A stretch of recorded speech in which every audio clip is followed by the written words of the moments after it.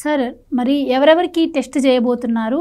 Narco analysis test తర్వాత మరి అందరూ ఊహిస్తున్నట్టు ఆ బిగ్ బాస్ ఎవరో తెలిసే అవకాశం ఉందా? దాని తర్వాత ఏపీలో రాజకీయ పరిణామాల్లో ఏమైనా మార్పు రావచ్చు అంటారా? ఏం జరగబోతుందంటారు? ఒక 5గురికి నార్కో అనాలిసిస్ టెస్ట్కి పర్మిషన్ అడిగినట్టుగా ఇప్పుడు 5గురు ఎవరు? చెవిరెడ్డి భాస్కర్ రెడ్డి, లేకపోతే కసిరెడ్డి రాజ్, నెక్స్ట్ 3 ఏది అప్పటి జగన్మోహన్ రెడ్డి సీఎంఓలో ఉన్నటువంటి Dhanunjaya Reddy, Krishnamohan Reddy OSD, Balaji Goyindappa assistant finance director. అంటే ఈ 5గురికి అసలు మీరు ఎక్కిచ్చే ఆ ట్రూత్ సీరం పనిచేస్తుందా? అది కూడా పాయింట్. ఇప్పుడు అది కూడా పాయింట్. నార్కో టెస్ట్ చేయాలంటే ట్రూత్ సీరం ఏదో ఇంజెక్షన్ చేస్తారు. అది ఎక్కించిన తర్వాత కాసేపటికి అతను మెదడు కొద్దిగా ఏమవుతుంది, దీంట్లోకి వెళ్తాడు, మత్తులోకి వెళ్ళడము, లేకపోతే నిద్ర, ఆ సగం నిద్రలో ఉన్నప్పుడు వీళ్ళు అడుగుతున్నటువంటి ప్రశ్నలకి మరి నిజాలు చెప్పటం. కోర్టు అసలు పర్మిషన్ ఇస్తుందా? కొన్ని సందర్భాల్లో కోర్టు పర్మిషన్ ఇవ్వదు. ఏది ఇక్కడ పర్మిషన్ ఇచ్చే అవకాశాలు ఎక్కువ ఉన్నాయి. ఎందుకంటే వీళ్ళేంటి అవినీతి కుంభకోణాలకు పాల్పడ్డారు. అది మామూలు అవినీతి కాదు. ఏది లిక్కర్ స్కామ్ అనేది మరి 20,000 కోట్లు అన్నారు, కానీ దానికన్నా ఇంకా 3 రెట్లు ఎక్కువ కుంభకోణం జరిగినట్టు కనపడతారు.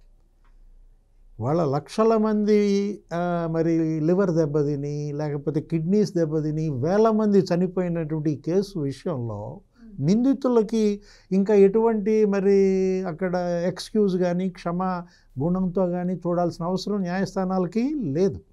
కాబట్టి ఒకవేళ పర్మిషన్ కనుక ఇస్తే నిజంగానే నార్కో టెస్ట్ చేస్తే చెవిరెడ్డి భాస్కర్ రెడ్డి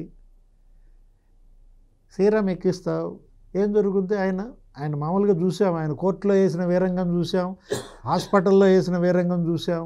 అదేమంటే ఆయన నేను భక్తుడిని అంటాడు. ఇప్పుడు లిక్కర్ వల్ల మా ఇంట్లో 2 చనిపోయారు, నేను లిక్కర్ సొమ్ము తింటానా అని చెప్పి మామూలు నటన. అసలు ఆస్కార్ భాస్కర్ అవార్డులు 2 అతనికే కదా. అట్లాంటి చెవిరెడ్డి నుంచి నిజం చెప్పించగలిగినటువంటి ట్రూత్ సీరం ఇవాళ కనిపెట్టారా సైంటిస్టులు? లేదా ల్యాబ్స్లో తయారైందా? అంటే ఇప్పుడు లేకపోతే ఇతను ఎవరు? కసిరెడ్డి రాజ్. ఆల్రెడీ సత్యమూర్తి గారు చెప్పారు, ఏది అంతిమ లబ్ధిదారు పేరు చెబితే అంతిమ గడియలే కదా. ఇప్పుడు అబద్ధం చెబితే మీరు జైలుకి పంపిస్తారు, కానీ నిజం చెబితే ప్రాణమే ఉండదు, గాల్లో గెలిచిపోతాయి. ఇంకా అటువంటిప్పుడు ఎలా చెప్తాడు అతను? అంటే ప్రాణ భీతితో ఇవాళ వాళ్ళు మరి అటు ఏది దీంట్లోకి వెళ్ళినా కూడా, నార్కో దీంట్లోకి వెళ్ళినా నిజం వస్తుందా బయటికి? కసిరెడ్డి రాజే ఇవాళ కర్త కర్మ క్రియ. అతను ఏంటి మొత్తం వ్యవస్థీకృత నేరం అంతా చేసింది అతను కదా. ఇప్పుడు 7 అంచెలుగా దోచేసింది అతను కదా. ఆ మనీ లాండరింగ్ అంతా అతను సూత్రధారి. ఎవరు? కసిరెడ్డి రాజు. అతని నుంచి నిజం రాబట్టడం అవుద్దా? లేకపోతే ఇక ఇందాక చెప్పుకున్న 3 మాయల మరాఠీలు. ఏంటది? ఆ 3 క్రిమినల్స్, 3 ఇడియట్స్ సినిమా నీకు తెలుసు. ఇది 3 క్రిమినల్స్ అనమాట వీళ్ళు. ఎవరు? ధనుంజయ రెడ్డి. ఆయన ఏంటి? వీళ్ళు కరుడుగట్టిన క్రిమినల్స్. ఆయన ఏంటనమాట? ఐఏఎస్ ముసుగులో ఉన్న క్రిమినల్. ఏది? అడ్మినిస్ట్రేటివ్ క్రిమినల్ అనమాట. అతను ఏంటి? అటు ఒక ఐఏఎస్, ఆయన కన్ఫర్డ్ ఐఏఎస్ చేయించుకోవటమే ఒక ఇది కదా. అప్పట్లో ఏంటి, ఇతను సర్పంచ్గా ఉన్నాడు, రాజశేఖర రెడ్డి కుటుంబ వీరాభిమాని. అట్లాంటిది ఏదో సివిల్స్ రాయటం, ఏదో డాట్స్, ఏదో అండమాన్ నికోబార్ దీవుల్లో పోస్టింగ్ తెచ్చుకోవటం, ఢిల్లీలో మకాం వేయడం, రాజశేఖర రెడ్డిని పెట్టుకుని ఇక్కడ జీహెచ్ఎంసీ అప్పుడు ఉమ్మడి ఆంధ్రప్రదేశ్కి రావడం, కన్ఫర్డ్ ఐఏఎస్ తీసుకోవడం. అట్లాంటి ఆయన నోటి నుంచి నీకు నిజం బయటకు వస్తుందా? లేకపోతే ఇంకెవరు? ఇప్పుడు చెప్పిన కృష్ణమోహన్ రెడ్డి, అబూసలం, లేకపోతే మోనికా బేడీకే మరి దేశం దాటించినాడు నిజం చెప్తాడా? ఉగ్రవాదులతో సంబంధాలు ఉన్నాడు ఈ నార్కోకి బయటపడతాడా? అంటే నార్కో టెస్ట్లో కూడా చెప్పని సందర్భాలు ఏమైనా ఉన్నాయంటారా గతంలో?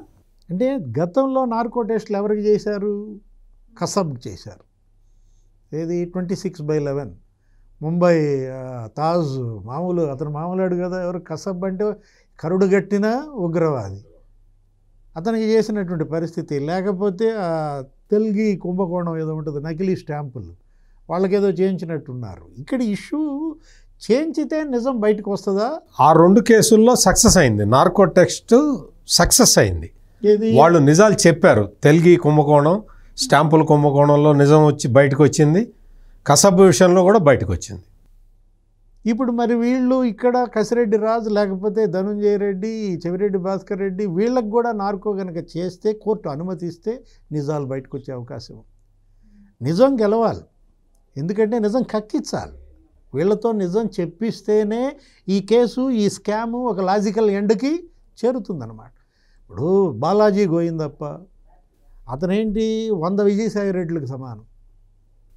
ఒక విజయసాయి రెడ్డినే తట్టుకోలేకపోయారు, ఇతనిలో ఇంకా 100 మంది విజయసాయి రెడ్లు ఉన్నారన్నమాట. ఎందుకంటే చార్టెడ్ అకౌంటెంట్గా బిగిన్ చేసి అతను అసలు అవినీతి కుంభకోణాల్లో ఈ విధంగా 1000 కోట్లు బంగారం రూపంలో కూడా మార్చవచ్చు అనే కొత్త ట్రెండ్ ఇతనే సృష్టించింది. అరే ఒక బ్రాండ్ నుంచి నువ్వు 196 కోట్లు బంగారం వసూలు చేయొచ్చు. ఆ పద్మావతి జ్యువెలరీస్ ఏంటది, ఆ మ్యాన్షన్ హౌస్ బ్రాండ్ నుంచి. లేకపోతే ఇంకొకటి ఏదో తాయిల్ జ్యువెలరీస్ అంట, దాని దగ్గర ఒక 55 కోట్ల బంగారం కొన్నారు. అంటే ఒక బ్రాండ్ నుంచి అంత 200 కోట్ల బంగారం అంటే ఇంకా ఎన్ని బ్రాండ్లు, ఎంత బంగారం. వీళ్ళు ఇప్పుడు నిజం బయటకు వస్తుందా, నిజం చెబుతారా? నిజం మాత్రం చెప్పించాల్సిందే, ఎందుకంటే వాళ్ళు నిజాలు చెప్పించకపోతే అది ఫెయిల్యూర్. దర్యాప్తు సంస్థల వైఫల్యం, అది ప్రభుత్వ వైఫల్యం కింద వస్తుందన్నమాట. ఇక్కడ దాకా చేరింది ఈ కేసు, ఏది ఫైనల్స్కి చేరింది, క్లైమాక్స్. ఈ క్లైమాక్స్ సీన్ ఇంకెట్లుంటుందో చూద్దాం. ఇక బాహుబలి, రాజమౌళి క్లైమాక్స్ని మించిన క్లైమాక్స్ సిట్ చూపిస్తుందా, కోర్టుల యొక్క మరి జడ్జిమెంట్ ఎలా ఉంటుందో కూడా మనకి కొద్ది రోజుల్లో తేలిపోతుంది.